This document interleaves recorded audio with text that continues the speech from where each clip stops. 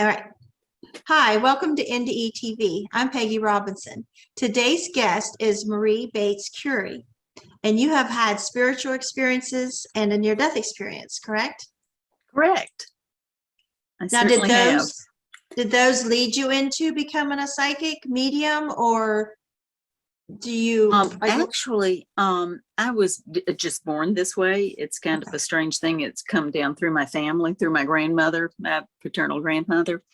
And when I had my experience, it was back in 2004, so it was some time back, but I had a number of encounters with the other side through my mediumship and psychic abilities, which I didn't really come out of that closet to everyone until I finally retired from corporate world. Corporate world was probably not going to be too happy with what I was doing. So I kind of did that, but yeah, it was a very traumatic accident, but it was a very good one at the same time. For your near-death experience? Yes. Okay. Would you like to start there? Sure. It was with my job. We were on a conference down at the beach, and we'd ridden with different people, to the conference site. And when I was leaving, I was with another couple of coworkers. He happened to pull out in front of a car, and we got T-boned. And it was really funny because the only thing I remember hearing was sounded like a watermelon somebody had dropped on the ground. And the next thing I knew, it was 8 o'clock at night, and I have real sensitive eyes. And it was extremely bright. There was an entity with me. We were talking telepathically, and I call it an angel because it was a big, very bright entity. And I remember we talked, like I said, telepathically, and I asked, how could I be with this entity when I'm looking down and I see, like, it wasn't a top to the car, like a hood or anything. I could just see through the car, and I saw my body behind the front seat, curled up on the floorboard, and my sunglasses on the seat next to me, and because they'd fallen in my purse. And I asked the angel, I said, how can I be here with you when I'm down there? And I'm in the car, and still didn't know what was going on, obviously. You're just kind of confused. So the next thing I know, we're in this beautiful place, but it was sort of, it was very quiet, and it was sort of like a screen porch. I mean, a screen or a gossamer or something. And behind it was everyone I'd ever known that had passed. And front and center was my father. And he had died some 20-something years before. So 30 years before, actually. And he was very serious looking. And when I was talking to this angel, I was like, this is great. All these people I know, but why won't they talk to me? And I was told that I had to make a decision as to whether I wanted to stay or if I wanted to go back. And I said, well, I've got to go get my children, because obviously I didn't know what was going on. I wanted to get my children because they'd never met their grandfather. He had died way before he had any grandchildren. So I did that. I told her that, and she said, well, no. She felt like she was a female. So that's why I keep saying she. She said, no, they won't be here for a very, very long time, but you can stay now or you can go back. And I still didn't know what she was talking about. And all I said was, I can't stay anywhere without my children.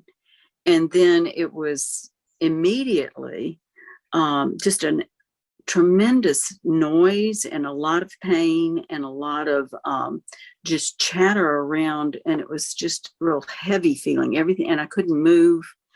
And I heard a voice say, we've lost her. She's gone, y'all. She's gone. We've got to, this code or whatever they were saying. And I finally said, who did we lose? And I was in an ambulance and didn't know. And this poor guy, I remember seeing him, and he looked like literally he had seen a ghost. And I went, well, what, me? I don't know what you're I had no clue. So anyway, that's where that began and ended, sort of, but not really, because I feel like I'm still very much still in touch with them through my my gifts that I was born with. So that's kind of it in a nutshell to begin with. Do you feel like you got more psychic after that, or? Actually, I really learned, and in retrospect, because that was some years back, that, like I said, it was in 2004, but through my work, I have always been able to just kind of know something, and I think that's obviously part of the psychic thing, but I feel like I learned so much that I didn't even realize at the time in that experience. It's much easier for me to go there and to tap into that side, because I feel like that just opened a very good doorway for me. And like I say, it was a traumatic brain injury. I had to learn to read again. A lot of things that weren't working right. I'd broken my back into and was told immediately I'd never be able to walk again, but I do quite well and do yoga at least 3 times a week. But I still go back to that as knowing certain things. I don't know how to put it in words very easily, but they, when I'm doing a reading or getting some impressions or something for someone, they sort of take me there, and it's a familiar place to talk and to bring in those who need to be around my client. So it's just, I think it really did open some doors and was there for a reason. So what kind of spiritual experiences have you had? Gosh, there have been so many strange things. One that's kind of cute. I'm so sorry. I have a cat that just decided to join us, and he's being very loud. He's in trouble. Anyway, I'm one of those too. What do? You got to love them. Oliver. But one involved my son when he was probably about, I want to say about 4 years old. And we were traveling down this main street. I live in Mobile, Alabama, Southern accent. So I was in the left-hand lane, because it's usually a lot of traffic on that street, turning right and everything. But we were stopped at a red light and there was no traffic. And I thought, well, that's pretty cool. But we were behind this wrecker that had a big truck on the back of it, like it was disabled and it was on this big wrecker. So my son just loved trucks, and he was talking about it, and he goes, oh, look at the big truck, and it's on a bigger truck, and just having a good time with it.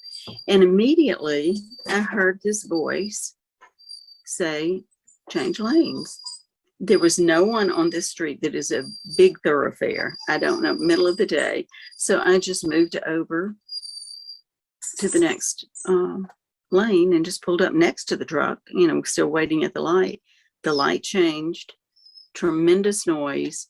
The truck that was on the wrecker flew off and would have killed us, obviously. And my son said, who's that told you that, Mom? We could have been killed. I said, well, sweetie, it was an angel. And he told me one time, he goes, well, when I take a bath, I see the angels when I look this way. And he's looking kind of sideways. He said, but if you turn around and look at them like that, they go away. So he was really into the angel thing, and it was just like a very clear voice that said to change lanes. It's happened so many times. It's there are just dozens of stories. But it's interesting. Have you had many NDE people that are in touch with the other side? Yes. Oh, wonderful. Yes, I am as well. I've had 2 NDEs and have had a lot of spiritual experiences. Very good. And the thing about it is, I know you know this much more than I would, but I feel like once we get that glimpse, like the door is open, we never shut the door. It's never completely closed. It's always available to us in so many different ways. And another time, I know an angel was sent to help me. I had a flat tire on a big, enormous bridge in Mobile, or close to Mobile, coming back from Birmingham. And this 3 or 4 state troopers passed me and didn't help me with the flat tire. I'm on this bridge that's swaying, by the way, because how bridges sway. So I'm going, oh my gosh. So all of a sudden, I'm in the back of my trunk trying to get out stuff, because I can change a tire. I'd prefer not to on a bridge. But anyway, I was just getting things out, and I heard this voice, and it said, I can help you with that. And I thought, it's a real angel. And I looked up, and it was a real biker. It was this guy in full biker gear. He had a big bike that he showed me, and never heard the bike even come up. But anyway, I didn't think about that. And I said, sure, you can help me. That's wonderful. And he was about, I'm 5 feet tall. He was about 6'6". So when I initially turned around, all I saw was a belt buckle and some tattoos. So it was like, oh my goodness. So anyway, he changes the tire. We talk. He's telling me where he's going. He's going to south. We were headed south towards, Mobile. And of course, we're famous for seafood. So he said he was driving down from the Birmingham area, which is quite north, a few hours north of Mobile, driving down to have some seafood. And I thought, well, that's pretty far to go for dinner, but, float your boat, whatever. So when we get through, I offered to give him some money, and he said no. He just wanted one thing, and that would be a hug. And I said, well, sure, I'll be more than happy to give you a hug. So I gave him a hug. And then, the little horns are honking and stuff up and down the road. But he was very sweet, and he said he was going to take off south. And I'd never heard he had a hog, I guess is what I've been told they're called, those big Harley things that are so loud. So I know nothing about motorcycles. So anyway, he gets on that. It was so loud, and the bridge is going down and then straight, because you see miles of road ahead the way we were positioned. And so as soon as he left, I got in my car. I looked up. He was gone. There was no evidence of him anywhere. And I thought, well, God just sent me an angel on a Harley, because that man was gone. And you didn't hear the bike start up. I saw him get on the bike, and then he was out of there. But very, very interesting things like that. So you've had similar things. The only time similar to that, like you just told, was I was 14, and we lived in Beverly, Ohio. And a friend and I were walking in front of the church was going to at the time, Beverly Baptist. And there was a nice looking man in a ditch in front of the church, digging this ditch for whatever reason. And I don't know what prompted me, because it was totally out of my character. I just started talking to him, and I probably stood there at least a half hour. And my friend was like, come on, let's go. I was like, no, I want to talk to this guy.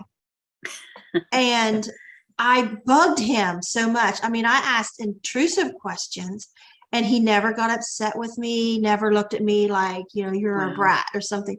He just stayed so calm and kept digging that ditch, and he'd stop now and then, look at me, and he'd answer them questions. And I remember him saying something to me finally, as rude as I was to him. He said, I bet you're smart in school. I said, no, I'm stupid. He said, that's not possible. And I look back on that later, and that guy just had such an impact on me. And it's hard to put into words why. Sure. And it's hard to put into words why, when I look back later, I always felt like he was an angel. Was he real? Was he an angel? Yeah, what was he just doing there? Yeah. And he was there to give you that confidence that you needed. Nobody ever talked to me like that before. And it's almost like what we would think of Jesus if we ever had a conversation with Jesus. Isn't that wonderful? It was I was just being a brat. I was being a 14-year-old brat, just asking questions and almost putting him down. Isn't that I don't know funny? what was up with me. I don't know why I was acting like that. But for him to be so kind to me, no matter what I Hmm. said, and like saw through the anger and saw a hurt Yeah. kid. He saw your soul. Yeah, that's what it felt like. He saw who you are. And And he that gave isn't that me, beautiful? and that stuck with me. He said, "Oh no, that's not possible." You know, he said something to the fact like I can tell you're really smart. And nobody ever told me I was smart. I always thought I was so stupid. And I started getting a little better in school after that. I thought, well, maybe I am smart. Nobody ever Yeah. told me I was smart. I just assumed I was stupid, so I'll always be stupid. I won't even try. And just Yeah. him telling me, I can tell you're really smart, He I was thought, what maybe you I needed. am. Yeah. Hmm. And so it's just one of those things. Isn't that beautiful though? It's so neat. Um, Gosh, I keep thinking of all these crazy things that one night, this is another one that's kind of strange. It's completely different, but I was driving back from Birmingham because my home office for my corporate job was there, and I had a coworker with me. We had both been up to some meetings. So it was raining, it was dark, it was the interstate I-65. It was just miserable. And so driving, you can't see anything in front of you. The rain is so hard. And I was going probably about 60, and you can go 75 or whatever on the interstate. So something just kept telling me to slow down. And it was that voice again, just saying, slow down, slow down. So I kept slowing down. Of course, my coworker was, just really impatient with me because she wanted to get home, and I did too. But I said, I'm sorry, Amy, something's telling me to slow down. Anyway, so I did that, and it kept saying, slow down, slow down. I slowed down some more, and I was like, crap, how much slower do you want me to get? Anyway, so finally I saw this little flicker in front of me, just a tiniest thing, like if somebody had lit a match and it went out right away. I thought, that is so strange. So finally I just heard slow down very loudly. So I was going maybe 10, 20 miles an hour at the most, maybe not even 20. And in the headlights, you could see it was an old logging truck. In Alabama, we have a lot of loggers and things like that, and pine wood. And it was an old logging truck without lights, and the logs were hanging off the back of this thing, and it was within inches of the front of my car. And there was no way, had I gone any faster, we'd have both been killed. But that voice was just so clear and so insistent, very calm, but just slow down, So I was like, okay. But the voices really do seem to choose that method of communication with me. But when you've got something going on that's not quite your norm for the day. Yeah. A few months ago, I was just quick drive to town. It was a beautiful Mm-hmm. Saturday. It was in the summer or spring. And I just had to go 15 minutes. And I'm driving just straight 2 lane. I could see our town up ahead. But all of a sudden, I felt this fear out of nowhere that made no sense. Like, I'm going to be in a wreck. I'm going to be in a wreck. I'm like thinking to myself, what is wrong with you? It's a beautiful day. The road conditions aren't bad. There's not even a car in sight. I can see town, in my visual distance. And then I thought, I need to pray. I'm feeling Wow. this for a reason. I have learned Mm-hmm. the hard way to listen. And what's it going to hurt as I'm driving to sit here and say a prayer? So I just said a prayer and asked God to keep me safe. I said, I'm scared to be in an accident. I don't know why. Please just keep me safe. And Right. I no more said it. And I look up and I see a black SUV, the tinted windows, approaching on the other lane. Wow. So now there's another car. Mm-hmm. Okay, fine. We're just going to go. I'm going this way. He's going that way. Out of no reason at all, suddenly it pulls in my lane. Oh my There's gosh. no reason it's not passing a car. There's no other cars. And Oh, that's all I scary. can think of is barreling right in my lane towards me. And I made up a decision years ago, never swerve. not for a deer, not for a cat, That's because true. I heard of so many people getting so hurt from Mm-hmm. swerving. And so it's in True. my mind, never swerve. Mm-hmm. I'm not swerving. And so it's coming right at me just so fast, just that quick. And I thought, death wants me now. And, you know, death wants me bad, and death wants me right now is the words that come through my head. And so I just like, this is it. And I thought, my sons and my husband, they're going to get a call on this Saturday that I was killed in a wreck right here. And they're going to be scraping all this up here in a little bit. You know, the squads are going to be here. I'm going to be dead on impact. I mean, this thing is just wants me dead. I'm thinking of somebody like thinking about suicide, and they just pull over, because it wasn't like a drift off. It was like go right in my lane and floor it. Wow. And I'm like, it felt like something took over me, because I'm like, crap, this is happening now.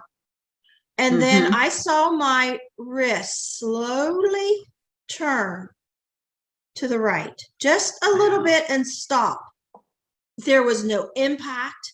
Now it's on my side, and I'm like bracing, waiting for that scrunching noise, and my, you know, mirror's going to be torn off, and I'm probably going to be like squished over. And I'm like, glad, okay, we weren't head on, but now I got to brace for it. I'm waiting for the loud screeching. Nothing. Not a bump, not a scratch, not a sound. And I look at my rearview mirror, and it's still in my lane. And then I watch it go over and get in its lane and keep on going. Oh my gosh. And I look my eyes back forward towards town. I look at the clock, and it was 11:11.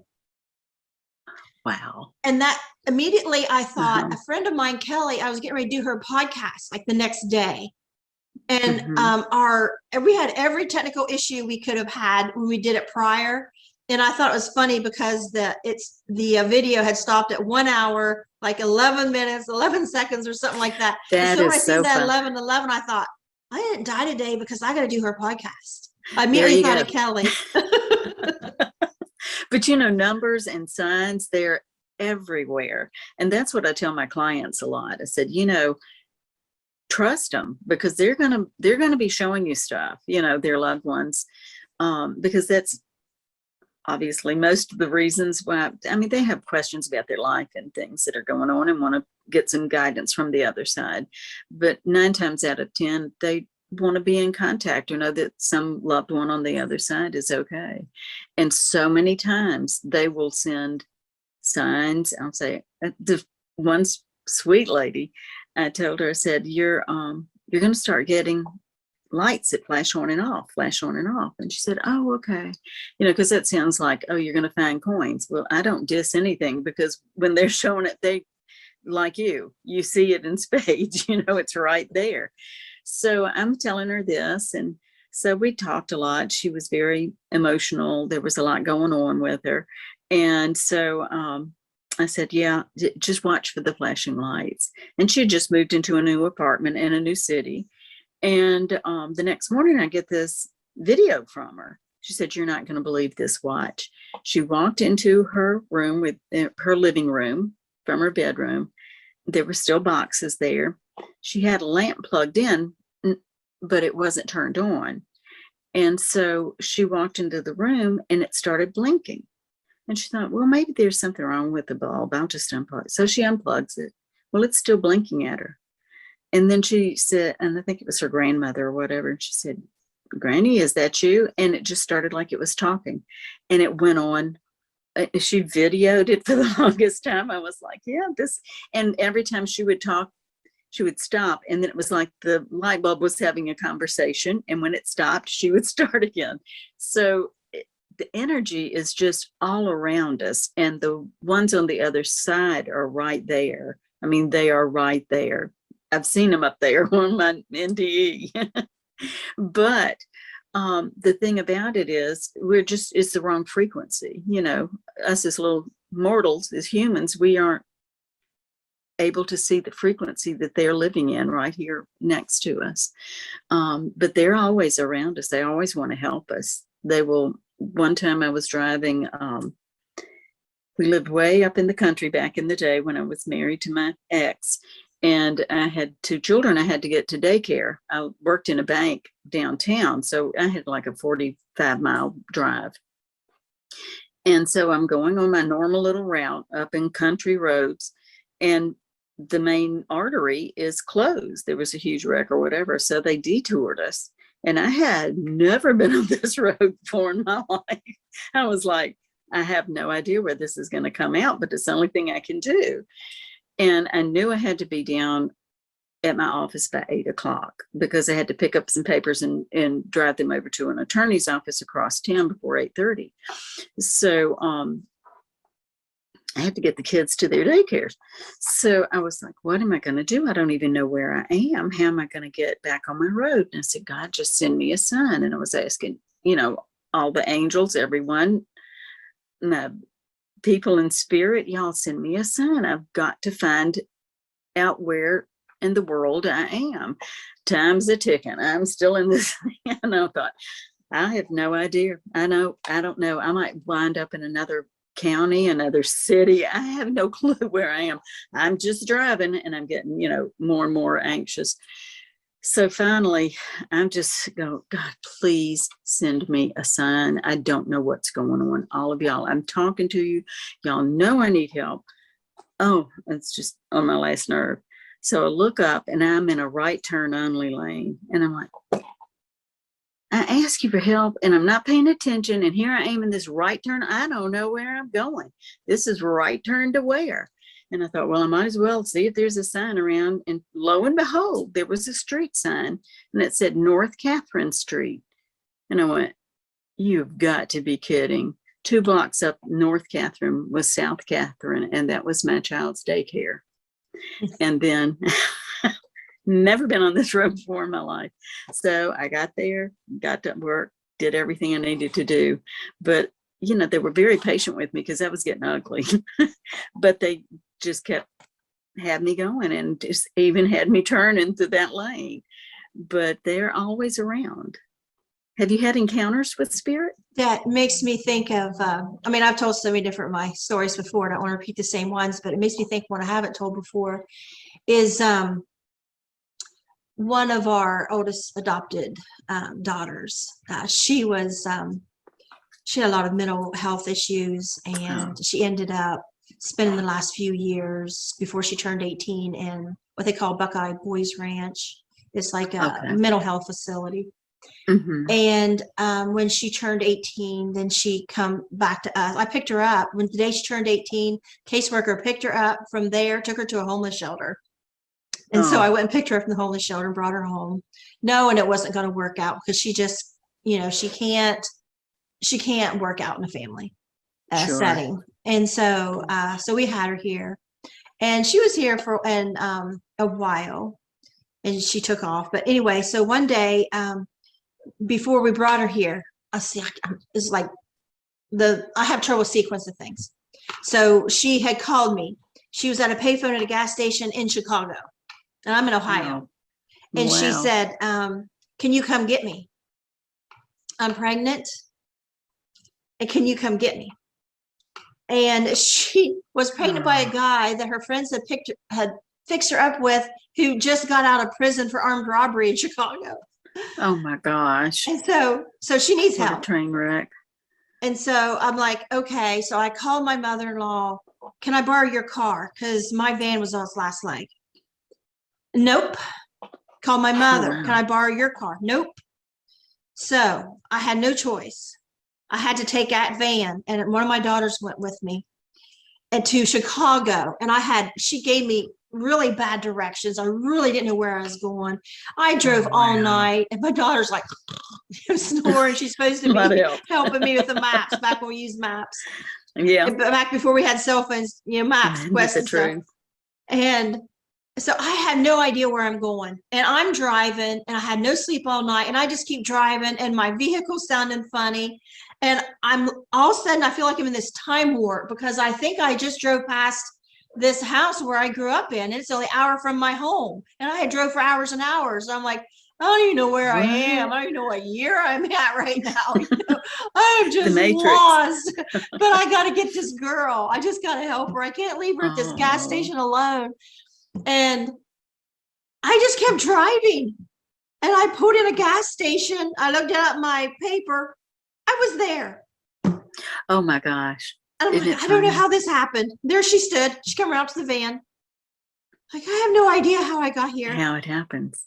But it's like angels, they guide us, they send us to where we're supposed to be, even, you know, sometimes against our will, going, this is the wrong way. And then, no, it's not. But that is amazing. But, you know, and it's good to know that we have that, because I don't see how people really function if they don't have that knowing that we are taken care of, you know.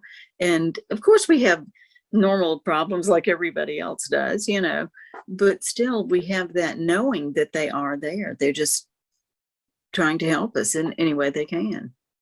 And when I was growing up, I didn't like to hear any talk about things like this, a Right. ghost or psychic or anything, because my grandma always told me it was the devil. But my dad would, you know, do the Ouija board and say this and that. And he got so mad at me one day because I said, oh, you're pushing it. You're making that up. He got so mad at me. And so my parents got divorced when I was 10, when I visited my dad, and him and his new wife, their daughters and my sister, they would say, oh, there's a ghost in here. And they had crosses in front of doorways saying it was keeping the ghost out. Wow. That they would get up in the middle of the night and the ghost was in the refrigerator. Oh, I hated that stuff so bad. I hated that crazy talk. I just hated lies. And so I really rejected anything like this. But now that I'm older and I look back over my life and I realize what is true. And for me, it's not like my grandma said, like witchcraft or something. For me, it's part of my Christianity. It's part of my prayer. When I call out to Jesus, God, when I call out for help has appeared at times. Exactly. Because so you believe and you know that they're there. Yeah, it's not witchcraft. Now, I suppose if you're thinking up spells and you call yourself a witch and I don't know what kind of spirit you're drumming up. I have nothing to do with that. Right. And so I think some people hear us talk like this and they assume we're talking about witchcraft. We're talking about ghost hunting, you know what I mean? And I think it's where you're at in your heart, because there are some people I think are missing the boat, you know, because for me personally, it's through prayer. But even not praying, like the biggest thing I had, I mean, I had those subtle voices, what you're saying, but one time the spirit come through the windshield and screamed at me and come through in my face. They want to get your attention. They can do it. They can do it, can't they? I wasn't praying. Only thing I was doing was thinking this guy I was with, he was a DJ, and it was just out to get out of the house. I was recently divorced. I had 3 teenage boys at home. And you know, I didn't like being alone on weekends. So I go DJing with him and get to play with kids and meet people. It was fun. I love music, you know, and dancing. And so I was thinking, but I don't like this guy. And so I'm thinking, we're sitting in a car and we weren't far from his house. And I'm thinking, as soon as we get back to his house, I'm going to say, I'm sorry, you know, we got to break up. How am I going to say it? And I just want to get out of there quick. I don't want a big drama. You know, it's not up for debate. That's what was on my mind. And all of a sudden, through the windshield, I'm sitting in the passenger seat, a bluish spirit comes and screams in my face, so audible. There's a guy down that road. He has 2 girls and he needs you. I'm like, I just went insane. Oh my gosh. I just went crazy. I lost my mind. Yeah, because I thought, what am I supposed to do? Go knocking door to door? Hello, do you have 2 daughters? Do you need me? How stupid. And so I thought, if that ever happens again, I'm going to go, you know, see a counselor and get medication, because maybe I just went crazy. But then I can relate. But then I met that guy a couple months later. Did you really? And he gave me directions to his house. He has 2 daughters. I didn't put it together until I'm following them directions back to his house. I had to pull over. I started shaking. This is exactly where I heard that spirit say, there's a guy down that road, has 2 girls and needs you. That down that road is his house.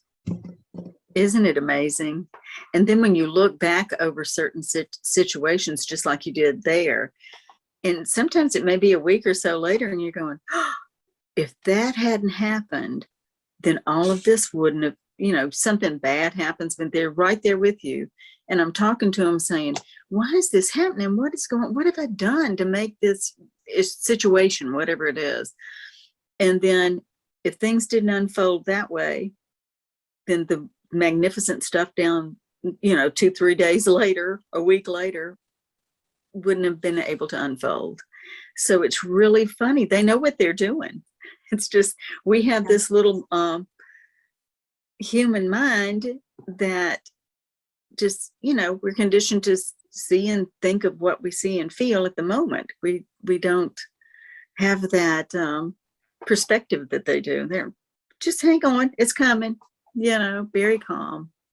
And I love watching true story movies, and it can even be something not even supposed to be spiritual, but these survival stories.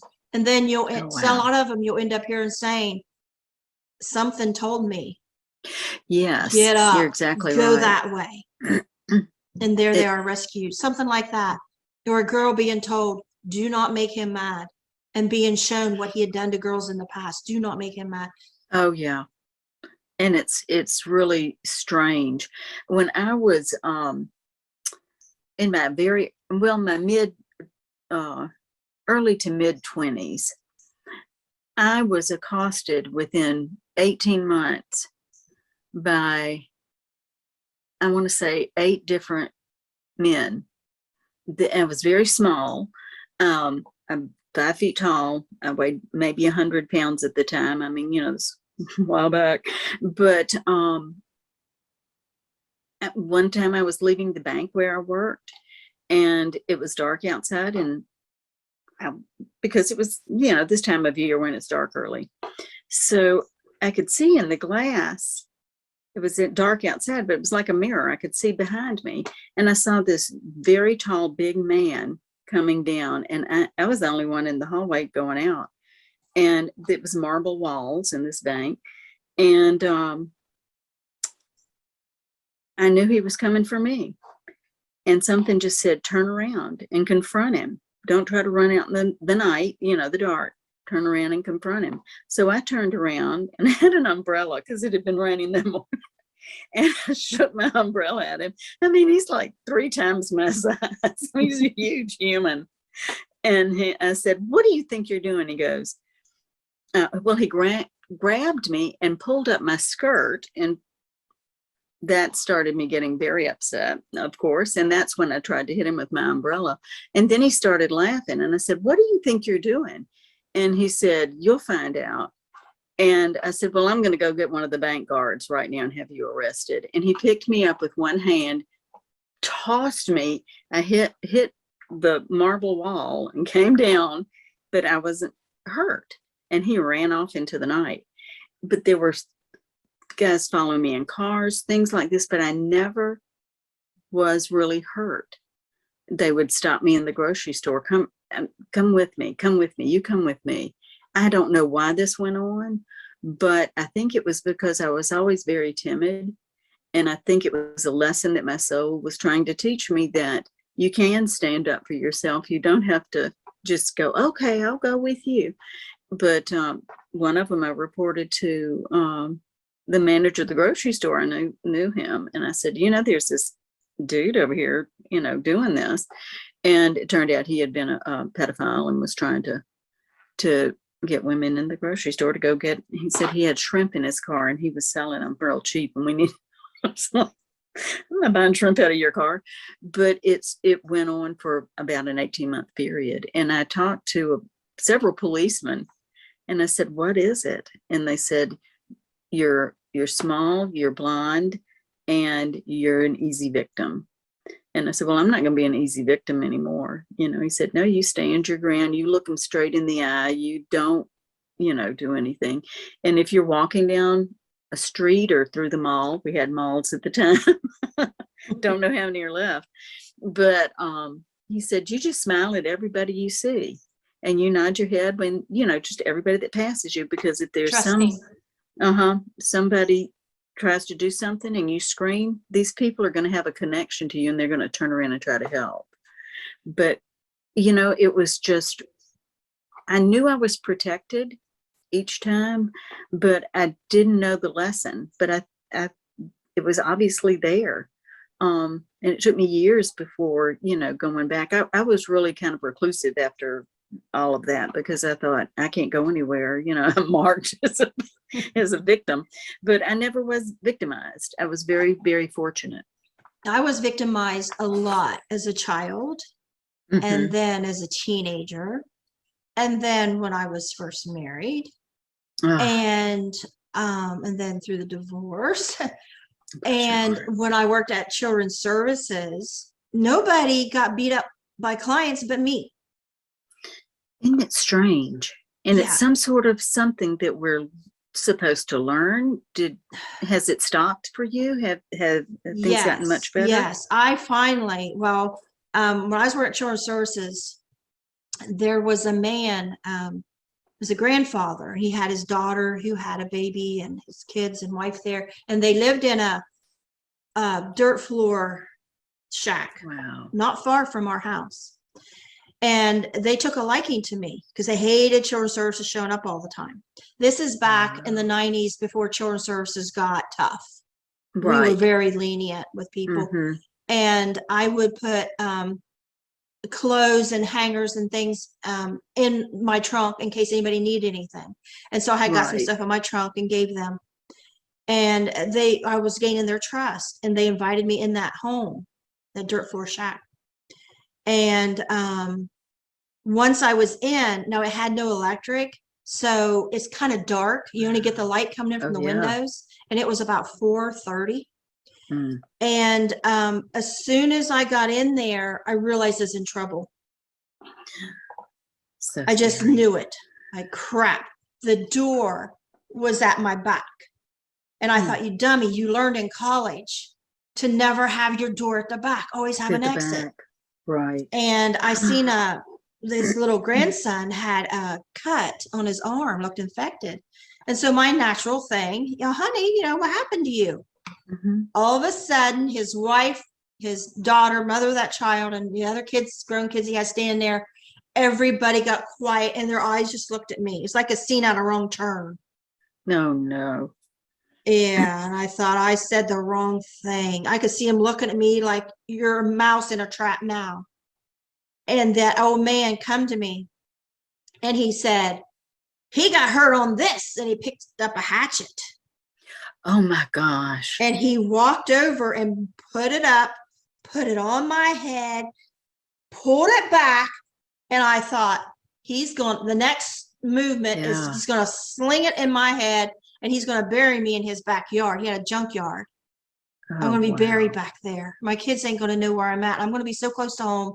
But, I was picturing the future, kind of like with almost hit by that car that day. I'm bracing for the impact. And things go in slow-mo, when you're thinking all through that. And I had mace in my pocket, but I couldn't say, excuse me, let me get my mace. I had to keep eye contact with him because he had complete control. But just like stuff like that. Then he put it down to his side. He said, now you go back and you tell him, meaning the agency, for you, people never come back here again. But then he followed me to my cars at my back, up my heels, not knowing if he's going to change his mind. And I had to unlock my car with the keys back before this thing. Oh, back. Yeah. Oh my gosh. But I was always getting myself in situations, and nobody else got abused. Nobody else got attacked. I could go on and things has happened. But finally, I just got it in my head, you will never, ever be a victim again. And so I watch people. I'm probably a paranoid schizophrenic at this point. I watch people very closely. We have dogs in our front yard. We have a security system. I don't blame you. It's just never happened to me again. And I pity the person that ever tries it, because I just feel like I'm not going there ever again. Nobody's ever going to make me their victim again. And the sad thing about it is, these people, they continue to walk the earth. You know what I'm saying? Are they still doing this? What have they learned anything? Have they thought about, or is this just their norm every day? And it really makes you wonder, about And certain people. and things can happen so fast because as secure, I feel Oh, we yeah. are here. I mean, we have loaded Mm-hmm. guns, you know. I'm the type person, if we're on the road, if I see anybody in trouble, we're stopping to help. Mm. And like, I'll yell at my husband if you don't want to stop. And, you know, we stop and help everybody. But here last weekend, we heard a real loud vehicle, like it's having vehicle trouble. And we live way back off the road. And we heard a woman screaming. And I told my husband, I said, go down and see if they need help while I'm trying to find my boots. And security gone because I'm helping, right? Yeah. They're not coming to me. We're going to them. And he come up and his eyes were big. He said, I don't know what's going on down there. He says, that woman's just screaming crazy. I said, you mean like domestic violence? He said, yeah. And I could hear her carrying on. So I went on down before him then. He didn't come back down for a little bit. I don't know if he knew I went down there. And so I thought, I had my camera on my phone on my video. Because I'm thinking something isn't right. I think maybe this woman is, you know, in trouble. But I got down there. I just stood there with my phone on video. It's not the woman in trouble. I think it was the man. Oh The gosh. woman was insane, screaming and at the top of her lungs.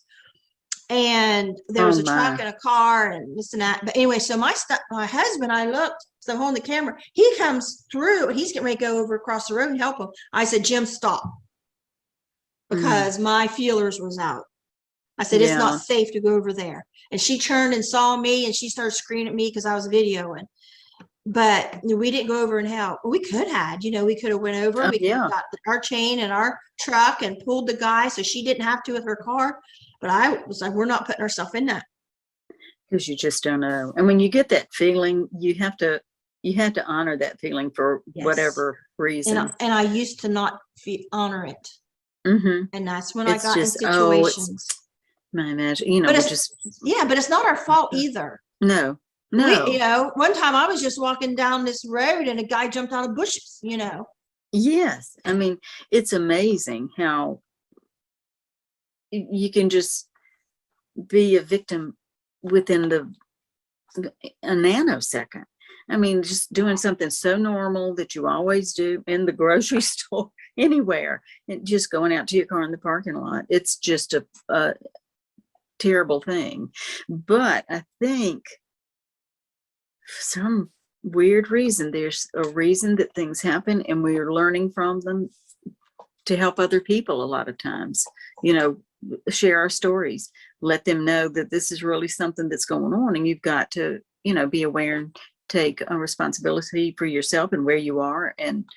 But it's so hard when we're trusting and just good-hearted people and never think that something like that could happen. Yeah. You know, it's really the sad. Balance. Your It safety really is. and trying to help others. And it's really a frightening thing. But yeah, there've been so many different incidences. You wonder about which one on the other side is talking to you, which one's taking care of me today, and I've gotten to where I just talk to them all and go, thank you, you know, a group hug to them all, because we really do have them all the time. I was driving down a street in Mobile, and it was just a regular little street, you know, going around the speed limit. The speed limit was 35. I was probably going that or 40, you know, just moving with the traffic. And I'm still just driving it, and I just get rear-ended. I mean, so hard. And, you know, being as short as I am, my seat in my car is right up by the steering wheel. And of course, there's the windshield. And I had real long hair at the time, and I went over the steering wheel. How I didn't hit my head, I don't know, because my whole head was over. All my hair came in front of me. I saw that. I came back out. A man was beating on my door going, are you okay? I saw that. And he looked at me, and I didn't have a seatbelt mark, and because everything, I don't know how. I just know that an angel took care of me. He said, how did you not break your neck? I said, I don't know. He said, are you hurt? I'm calling an ambulance. I said, I'm fine. And he goes, look at your shoulder. I said, no. And a policeman shows up. he's doing the same thing, because this guy's told him, look, her head went through the windshield. He goes, but it's not broken. Yeah. So no, and neither is my head this time. I'm okay. But it was the strangest experience, because there is no way that could have ever happened. And thank goodness I had a couple of people that saw it. And this little lady was on her phone texting, and you know, she was just older than I am now. God love her. And so she said, oh, I'm sorry. Are you okay? I have a heart condition. Well, I got one now. But anyway, she was as sweet as she could be. And you know, her car had to be towed. Mine was pretty crunched up, but I could still drive it and go get it fixed. But it was just, the whole experience was like I was outside of my body watching it go through the windshield that didn't break. So, you know, it's just, how did those things happen? But we know we're protected. You saying that makes me think back when I was 18 and 6 months pregnant for my first child.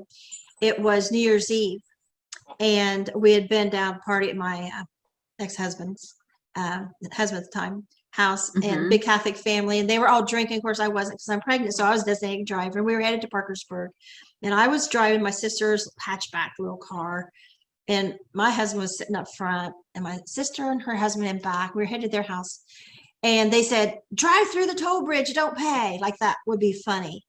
Oh yeah. Like, okay. You're like cheering me on, you know, like, okay. So I did. And so then we get on this road that's headed like in our area towards the mall. And all of a sudden my sister said, stop, I gotta pee. And I'm like, I can't stop right here. Stop, stop, stop. I gotta pee. This is what I get for listening to my older sister. She was always trouble. And I'm the good girl, you know, and I'm listening to her. No. And so I pull over, like, I guess you would say on the berm. And it's like after midnight. I think that was the big thing. Like, it would just struck midnight and here everybody's all excited. And so it's, you know, in the middle of the night. And so I stop. And so she gets out, climbs out the hatchback to pee. And so she squatted down, and I look in my rearview mirror, and there's nobody around. I'm like, okay, we're going to be okay. Just time of night, nobody's out. And as I'm looking in the rearview mirror, all of a sudden I see two cars drag racing, and one is in our berm lane, what I call berm, you know, the one car off the side. And I'm thinking my sister is down there peeing, and she's going to get hit, and we're going to get pushed, and my pregnant belly, I'm probably going to get shoved, you know. This is awful. And I couldn't speak. I was watching in the rearview mirror. It's like slow motion, like you said. Right. And I'm like, oh no. And my sister don't see it. She's outside. How she didn't see or hear it, but she's drinking, I guess.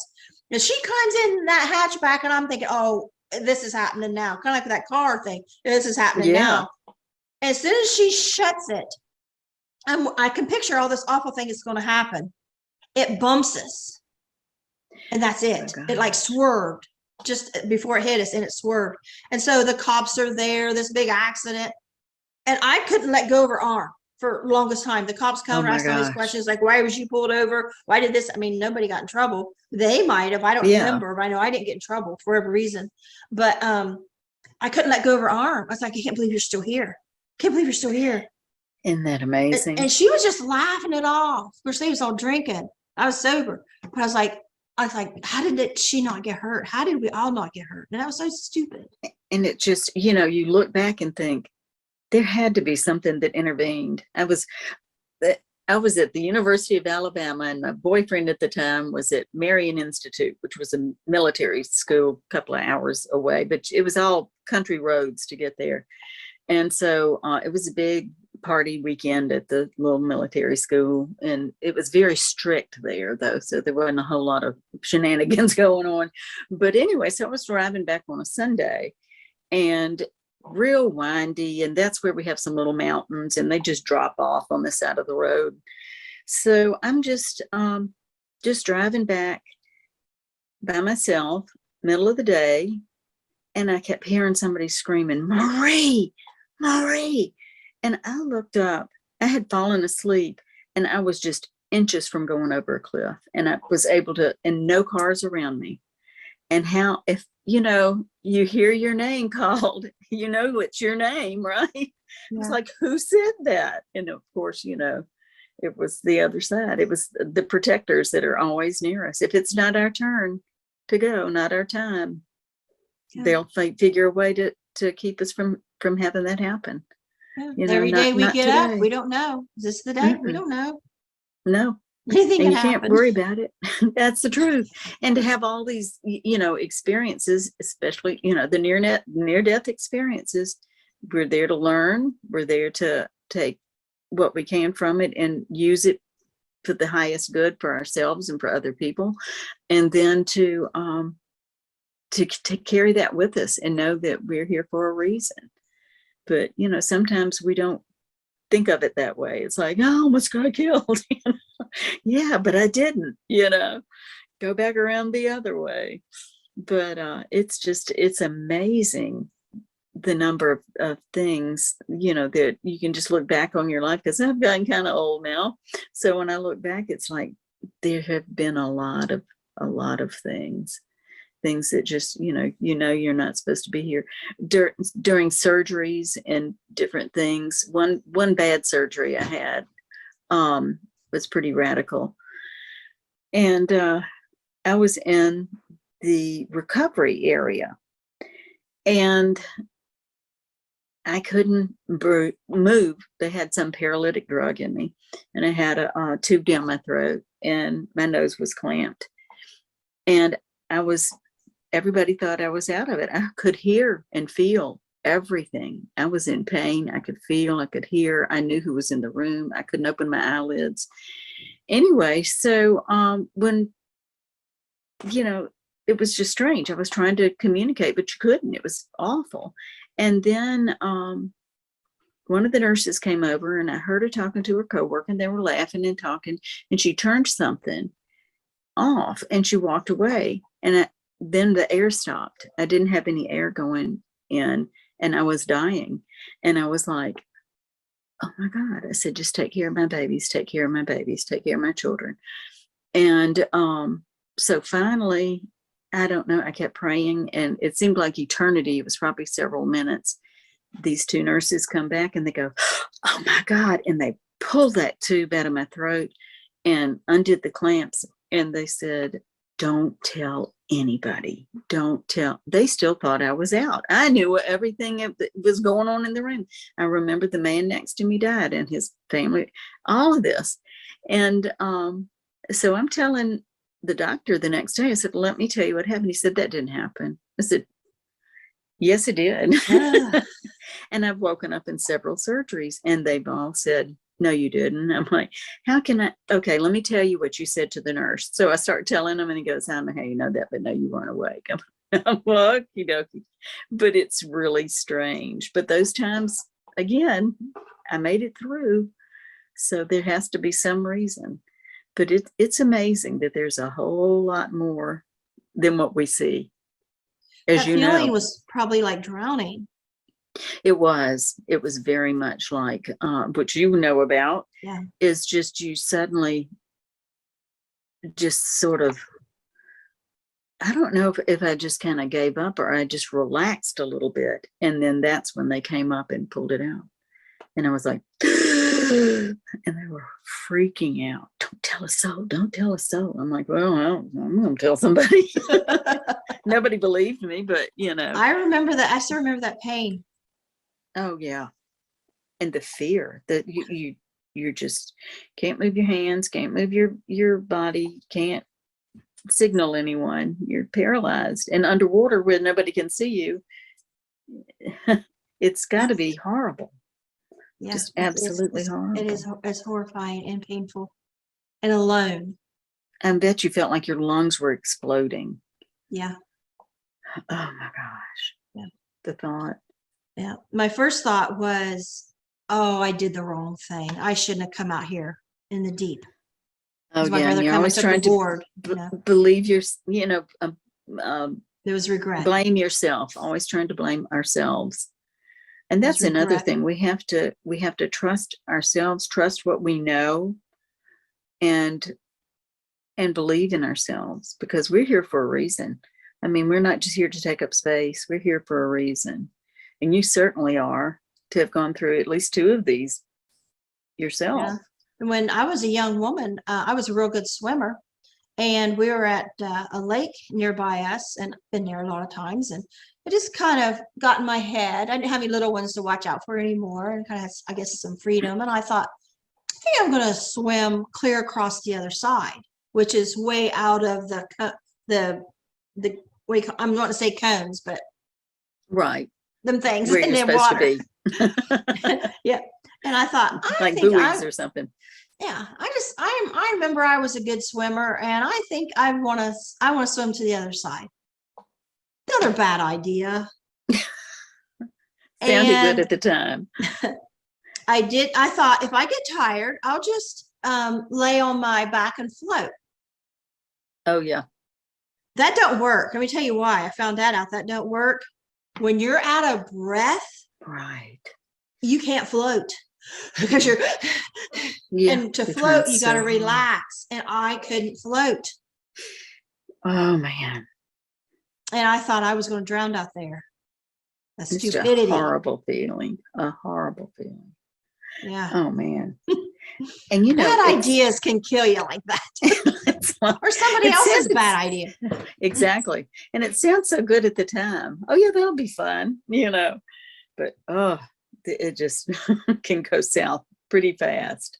Now, I don't know if you've ever had experienced this, but when I was younger, I would have dreams that were very, very vivid and accurate.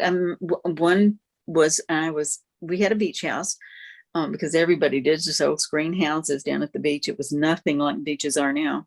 But anyway, so I had a dream that we were there, and I was there with certain friends of mine, my boyfriend at the time, our 2 best friends, and then some other people. And I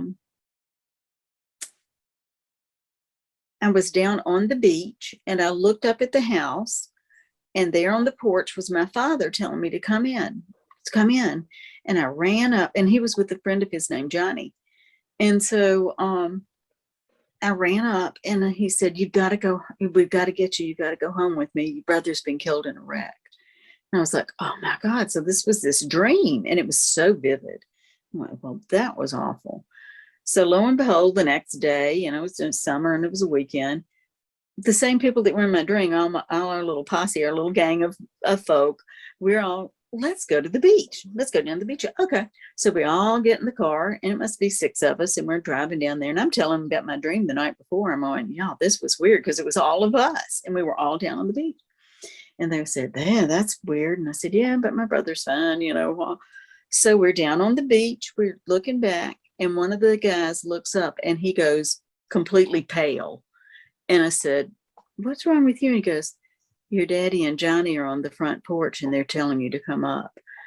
I mean, I ran faster than I've ever run in my life. And I got up there and I said, Daddy, what's wrong? Is Buddy okay? And he goes, yeah, I'm fine. Johnny and I just stopped down here to say hello to you guys. Your brother's fine. And it was exactly everything the clothes people had on, everything. And I've had that type of a dream in different scenarios 5 or 6 times in my life, but the bad punchline never happens, thank God. But I've never figured out why I have those dreams. I've never had a dream that come true, but I have those, like everybody does, the deja vu. Oh yeah. And the strongest one I got that probably actually crossed over into something else. Now I guess I would say premonition, but at the time I didn't know. I didn't understand it at all. We had walked into a house. Friends of ours had built a brand new log cabin. It was brand new. Okay. They want us to come see it. Oh, beautiful. Walk in. As soon as we stepped in the door, I said, get me out of here. I said, I know this is a brand new house. I know this isn't true, but somebody's died in here. The deja vu was so strong. Right. I said, I can tell you exactly what the upstairs looks like in this house. And I went up and confirmed I saw exactly what I thought it looked like. And I said, I don't understand this at all, but I just got to get out of this house. It was like a dark something.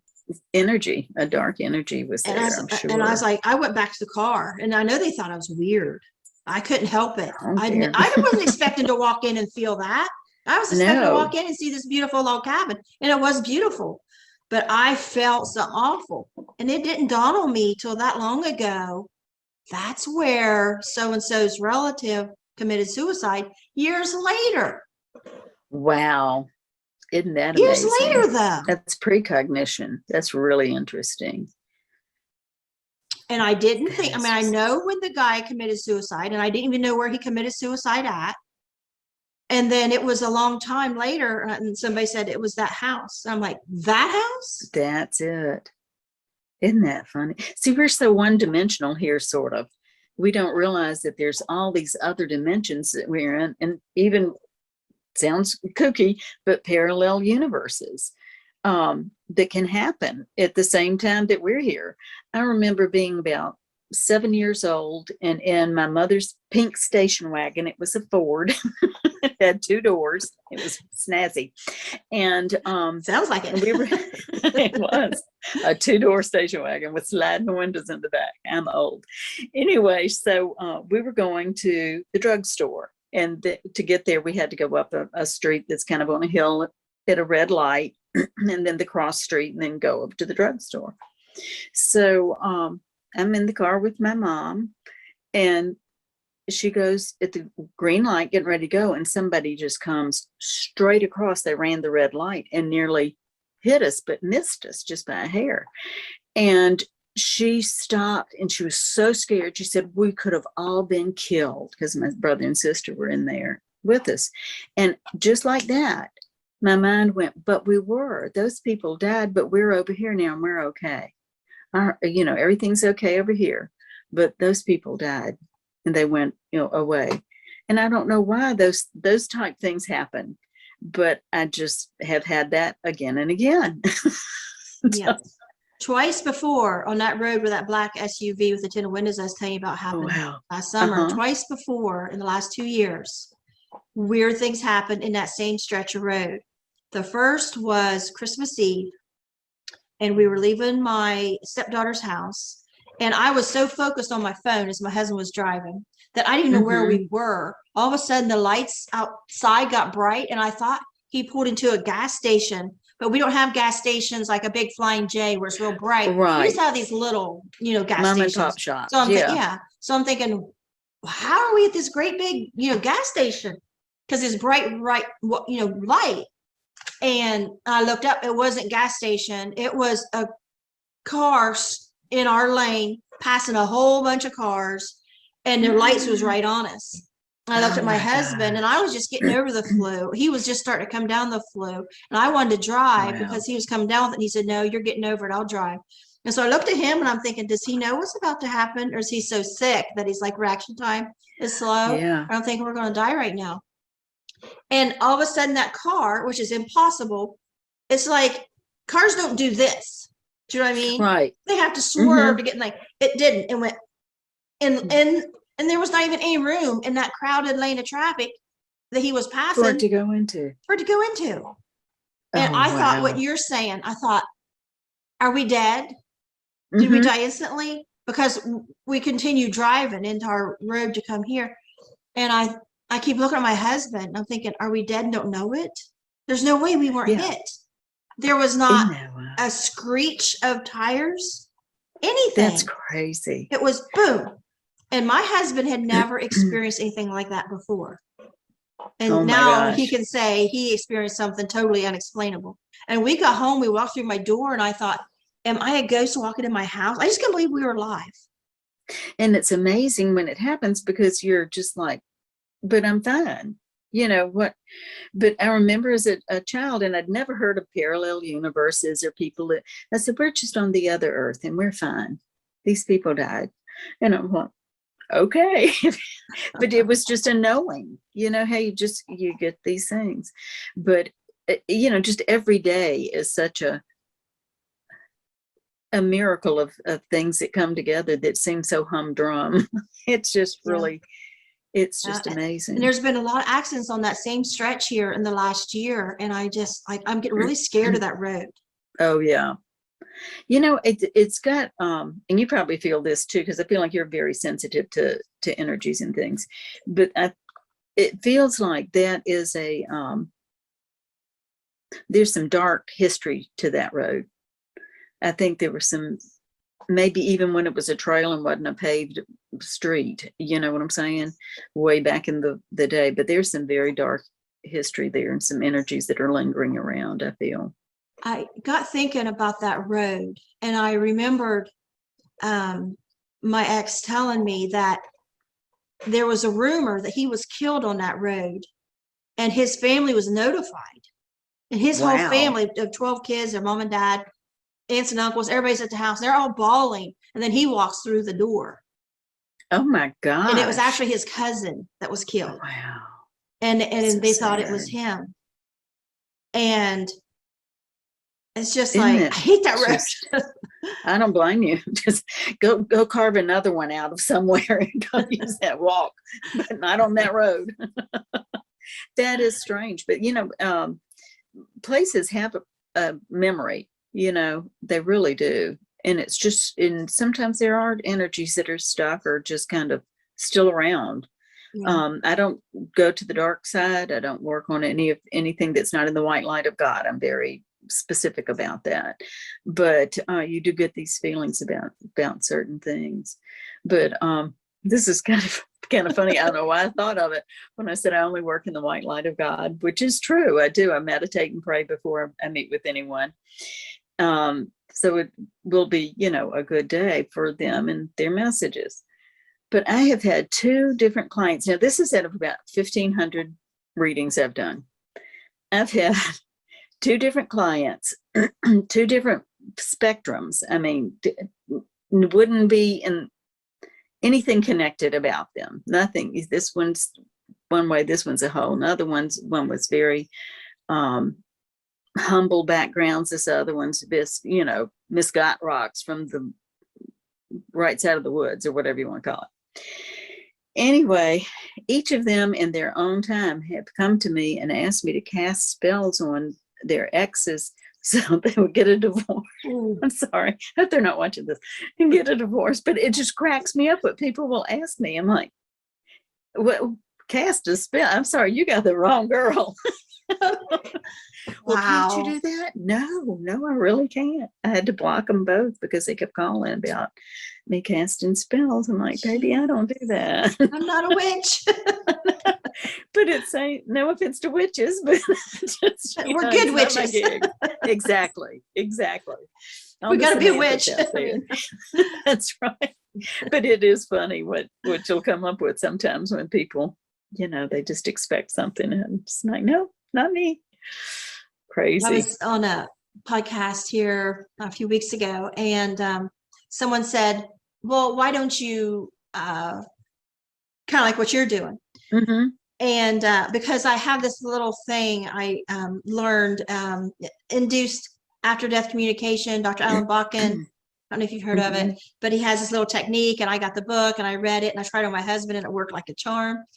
And I saw his brother that died at 4 as a young man running through this beautiful wheat field. And the same time, my husband saw him as a child.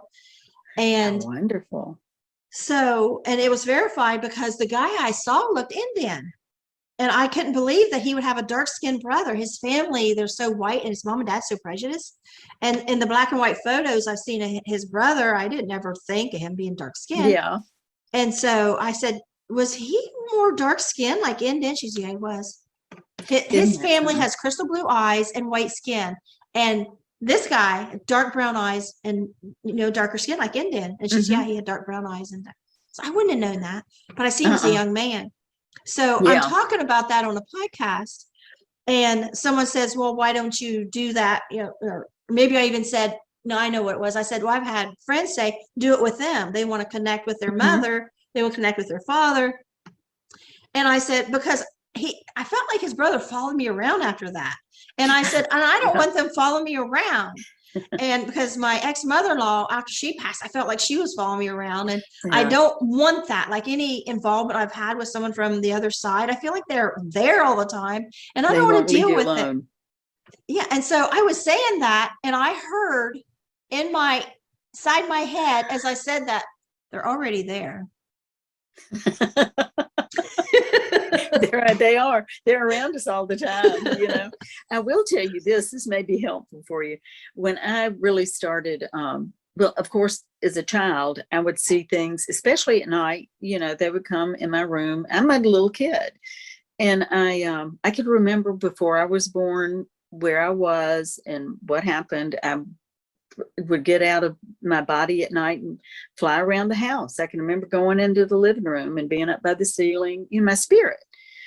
So by the time I was about 4 or 5, I had a night where I just got back in my body and it hurt, and I knew I wasn't going to be doing it anymore. I was getting older and I couldn't do that anymore.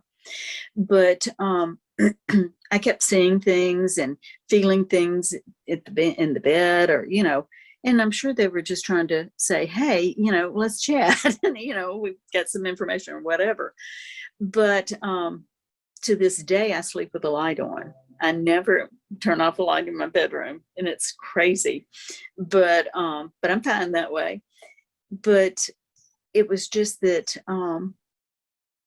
sometimes they would be, you know, like just a head and maybe a couple of arms, or you just see. So I had to just really lay down the law and say, look, guys, I will do whatever I'm supposed to do while I'm on this planet. If it's getting you with your loved ones or talking with you, whatever y'all want, but don't go, you know, coming out with just body parts or floating in front of me, or, you know, scaring me in the middle of the night. And it's really helped. I mean, I did it very, of course, spiritually and kind and all of that, because I've been fortunate not to have a whole lot of the dark side try to come through. I do know when it would try in the past, and I was able to work on some things for that.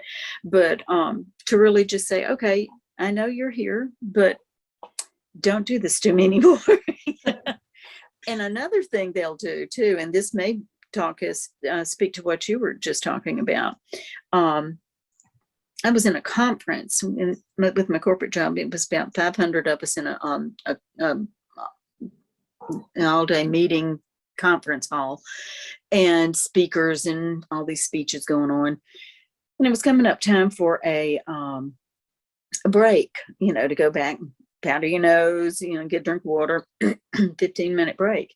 And I'm there with one of my best friends who's now in spirit, bless her heart. But anyway, so Mary's sitting next to me in this big hall, and I hear, are you going to talk to her? Are you going to talk to her? And it was like someone just flying around my face. And I was like, oh my God. I know that feeling. I was going to say, I know this is familiar to you. It's so funny. But it was this woman, and I knew it was Mary's mother, and because she had passed young. And she said, are you going to talk to her? Are you going to talk to her? And I said, I can't do this right now. You know, it was before I was really into it. This was, that's when I know it's real, when I argue with it. Yes. I tell it to shut up. Back. And I go, I can't talk to you now. You know, you're going to have to. And you're sitting there going, you're nicer than I am. Shut up. Can't talk to you now. I'll talk to you when at break. When it's a break, I will talk to you. You know, I'm just sitting there, and hopefully somebody's not trying to talk to you during that, because you're like, I can't do this. You know, that happens a lot. But anyway, so sure enough, they go, okay, it's a break. Well, we're all standing up. You going to talk to her? You going to talk? I'm like, damn, woman, go away. So we get in the elevator, and it's like Ghost. You know, I'm Henry VIII. I am. Remember the movie? Yes. And he won't leave her alone. Yes. So I was like, okay. So I said, okay, she's going to go in the powder room. What do you want? We're in our room, because we were roommates in this hotel. So and Mary's in the other room, and her mother's just full on there with me. And I said, okay, I will tell her, but I don't want to hurt her, upset her, anything. I said, I got a lot of parameters around this. If I start telling her stuff from you, it's got to be cool with Mary. But I knew she wouldn't leave until I did it. I mean, I was like, so Mary comes out of the ladies' room, you know, comes over, and we're brushing our hair. And I said, Mary, I got to tell you something. She goes, we've got to go. It's getting late. And I said, I know, but I've got to tell you something. So I just blurted all out. Your mother's here. She wants to give you a message. I know we've talked about this a little bit. You know, I'm psychic. I'm a medium. I don't tell anybody about it, because, you know, it's just not a cool thing to do right now. And this is her message. And she said, what is it? And I said, She wants you to know how proud she is of you. She says she's just so proud of you because she died, I think, when Mary was like 18, maybe. I don't even know if she was that old. And with that, as soon as I gave her the message, she came over to me, wrapped her arms around me, put her head on my shoulder, and cried like a little baby. She said, "You have no idea what that means today of all days." And I was like, "No, but your mom does." And then, you know, we got ourselves together, and her mom was happy. So she went away. But that's what they wanted me to tell you, that story, because I definitely feel that you're having those experiences, and you are. Those type things where they want you to help them. You need to be their mouthpiece. One time I felt like, I guess I didn't have word for it at the time, but now as you're talking, I think that was called channeling. It was a very, very good friend of mine. Been friends since we were 16. We've been through everything in life together, from having kids to becoming grandmothers, Wow. you know, divorces and all. And her dad died, and which he had approached me the day he died and wanted me to take her to go see him, and I wouldn't do it because I wasn't trusting those things at that time. Right. But so then after he passed, I took her down a dress to wear for the funeral and different things, went down to see her, and we're standing out in her yard, and the man was a preacher. And I don't talk anything that resembles like a preacher, but all of a sudden, you know, I'm hugging her and she's crying, talking about her daddy dying. And she still calls her parents mommy and daddy. And I just started talking, and I knew it was him. That was not me. It was like a preacher was talking. And I said, well, you know, his favorite hymn was this and that, and you know, blah, blah, blah, and da, da, da. And she said, I gave her so much comfort. And I said, I felt like it was your dad talking. And she said, so did I.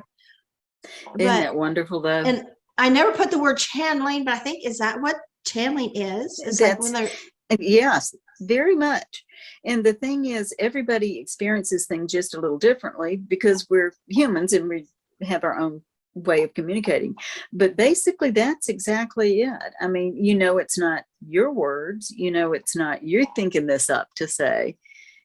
So yeah, that's where it's coming from. And that's a lot of the work that I do is just relaying the messages is the main thing. It's just helping them, you know, come to grips with things. And sad, I see a lot of suicides that, you know, the families come in, and they're okay. You know, by and large, we build our hell on earth. So we have to just do our soul's review, and we're not burning in a pit anywhere. You know, we may have to take a while, and there's no time on the other side. So I don't know how long that is. But if there's someone who's really done some bad things, of course they're going to be, you know, have to reconcile those. But we do, when we do our soul's review, we see, hear, feel everything we've ever imparted on another entity in our lives, man, woman, or beast. And it's good, bad, or ugly. You know, you might have gone to Target today and said to the lady checking out, your nails look so cute and I love that hair you got going on today. Well, she might have been thinking of suicide that night. You don't know till you see it in the review, and then you feel how she felt because you were so kind to her. And the flip side is true too. You know, if we've just rude to some server or somebody that's doing their job and helping us, and we're mean to them or whatever, then we feel how we hurt them. And this goes with every living being that we've ever been around. So, and like I say, the soul's review to us, that would be lifetimes going through, but it could be a nanosecond on the other side. What's soul's review? Like, a soul's review is what our soul has learned when they incarnated in this body this time around. How's that different than life review? Like you have an NDE? Yes, a life review, exactly. But you do that with people? Actually, not as much as, say, you've had someone who has passed, and this happens a lot. Someone comes in, they say, who's here? And I say, oh, your father's here. I don't want to talk to him. He's mean. He's horrible. He was mean to me here. But, and Daddy won't leave. Daddy won't leave because he's been through his soul's review and has learned how he hurt this particular person in his life, his child. And he wants to apologize. And they didn't expect anything back from us. They just want us to know that, yeah, I'm not the person I was there. It's like playing a part. This was my part I had to be when I was on earth, and I wasn't good. And they're very humbled by it. They learn a lot. So the souls learn. We think of a soul as something woojie, but it's actually what drives our boat. It's what's in here. And I always tell people, it's like when you're in your car and you park in the parking lot or the garage or wherever, and you get out and you go in the house, you're the soul of that car. That car hopefully isn't driving itself around. So that's like our bodies. We do want to take care of because we want to be here for a while because we're human. But we do have a soul that learns and has experiences. And for whatever reason, when we get on the other side, we'll find out. But I would love to do and talk to some people. I know a couple that work with Akashic Records. And I think that would be interesting to go back and see a lot of that work. Have you ever worked with that? I get knowings, but they don't help anything because, okay, like the other day, I looked at the weather and I seen it was getting warm instead of colder during the night. And I told my husband, there's going to be tornadoes. And something said, you better post on Facebook, to watch out for tornadoes. And I thought, oh, that's so stupid. You see, when I argue with it. Yeah. And that's that ego side of being a human. It's like, you're wrong. Yeah. And I get knowings of school shootings. I'll wake up one day or the night before and there's going to be a school shooting. But I can't do anything about that. And you don't know where or anything. Yeah, I can't exactly. alert anybody. It's just a knowing. It's just a thing that comes to you. And I've asked when I've had those things, why do you give me these if there's nobody I can help? How can I help? I've had dreams right before Katrina, of course, being on the Gulf Coast, that was a biggie. And an angel took me over the water and showed me, and it almost looked like a Van Gogh painting, but showed me a tsunami that was happening and all these people that were drowning, showing me them drowning. And then another time it was Katrina and all up and down the Gulf Coast. And I'm like, why do y'all show me this? If months in advance, I could help somebody. And I don't, like you're saying, I don't know. Why did they do that? I guess it's getting us to be comfortable with their presence and their guidance. And if we're comfortable with it, they continue it. I don't know. That's a good question out there. I had a knowing for years that my house was going to be like an orphanage. And I didn't know how that was going to happen because at the time the laws were set to where hardly anybody got adopted. Everybody got all kinds of chances. I didn't know how that was going to happen. Well, it ended up happening. I felt like an orphanage. We had so many foster kids and nobody adopted much. But then I got thinking about that the other day, that knowing. I would be on the riding mower looking at their house. I'm like, I don't know how our house, I'm thinking, I don't know how it's going to happen, but it's going to be like an orphanage. It's going to be so full of kids.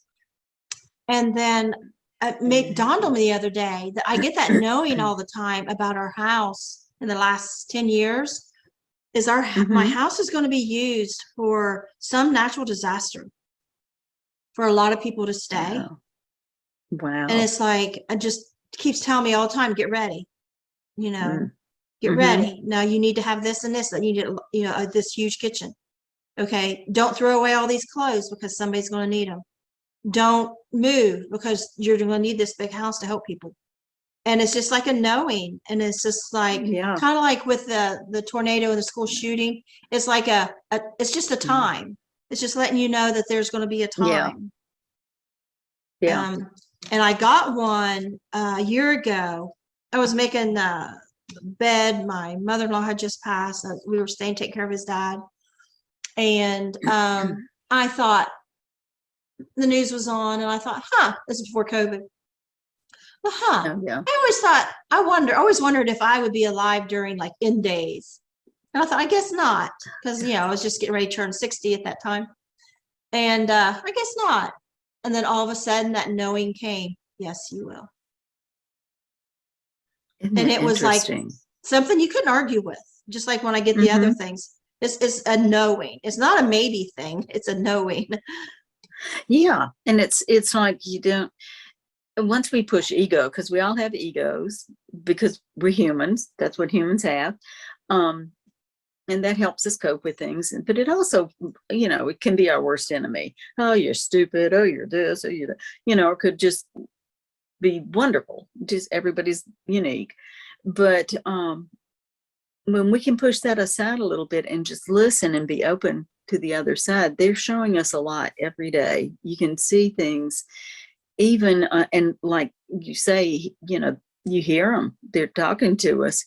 And not long ago, I had something that just happened out of the blue, and I was like, why is this happening? It's so inconvenient, just really upset me. And then I just gathered myself and said, there'll be something good that comes out of this.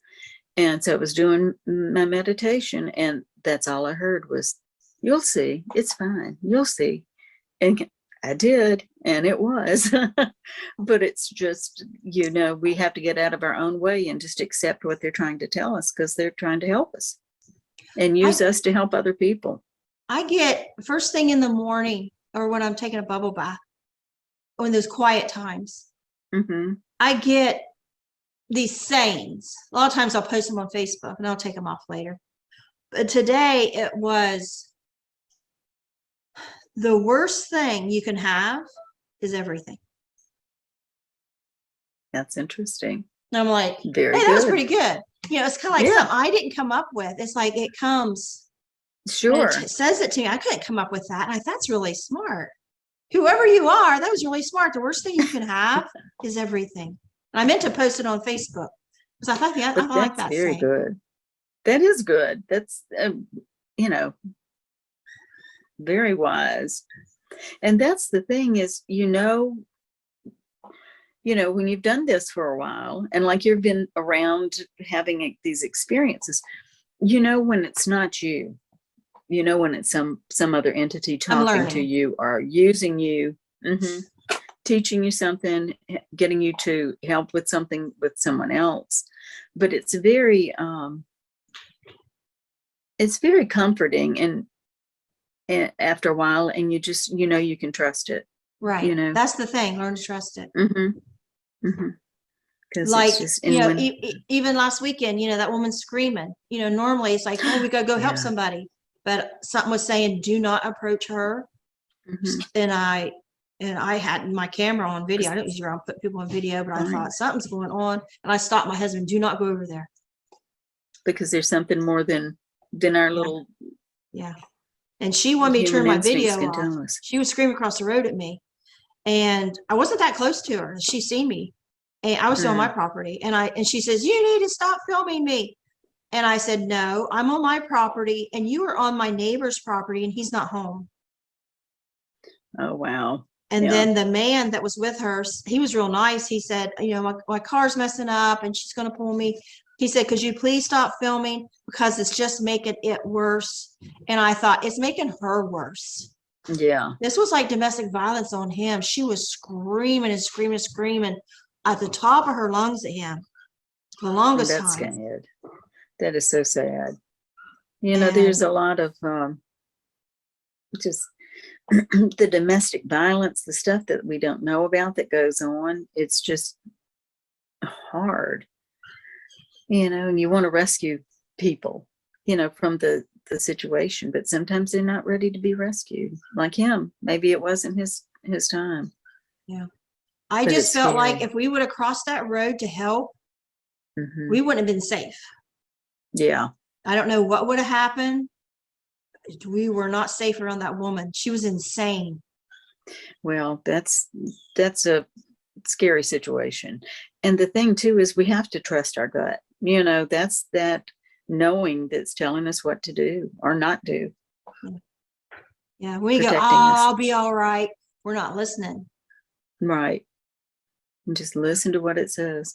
And I get people, mostly family people, they get frustrated because they'll be all jazzed up about something and all, you know, please tell me what to do.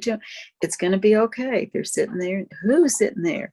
And my sister was funny. She said, you didn't call them in. I said, call them in? What are you talking about? I don't have to go, you know, Marie to Spirit, come in Spirit. So it's like, See, I wish I could do what you do. And I've had other mediums on, but my stuff's spontaneous. I don't ask for it, other than that little induced after death communication I had about my husband's little brother. You know, that was setting up and trying something, but yeah, it just happens. I don't know when it's going to happen. It might not happen for a long time, and all of a sudden it's there. And it's so easy to push it out because it's like our own voice. Yeah. But And it's you have telling to be something still and just contradictory listen. to what And we then want to when do. When you know it's not exactly the way you would say something or react to something, you're like, okay, this is somebody telling me something. I got to listen, you know, and just always, you know, protect yourself from anything that's not on the white, in the white light of God. I wish it would come in a squeaky voice or something, you know what I mean? That would make, you know, that's not me. Exactly. You change your voice so I know which one of us is talking here. That would be handy. Maybe I'll talk to him about that. But it is interesting the way I think we have talked a really choose. long time. I've really enjoyed Well, it's this. so nice to do this, and thank you so much. It's been my pleasure to meet you. You're I very much fascinating. enjoyed this. Some people come on, so I've gotten a little gun shy about jumping in, because some people just want to talk and don't want me to interrupt and don't want me to ask questions. And so you start asking me questions, I'm like, oh, okay, that's where we're going to do this. Okay, are you sure? I just figured we were going to have a conversation, which I love having. Yeah, I think it's good to have energies working off of each other. It's just part of the way we should be working. But thank you. I've enjoyed every bit of it. Thank you. Have a Merry Christmas. And you do the same. Thank you. Okay. Bye-bye. Bye-bye.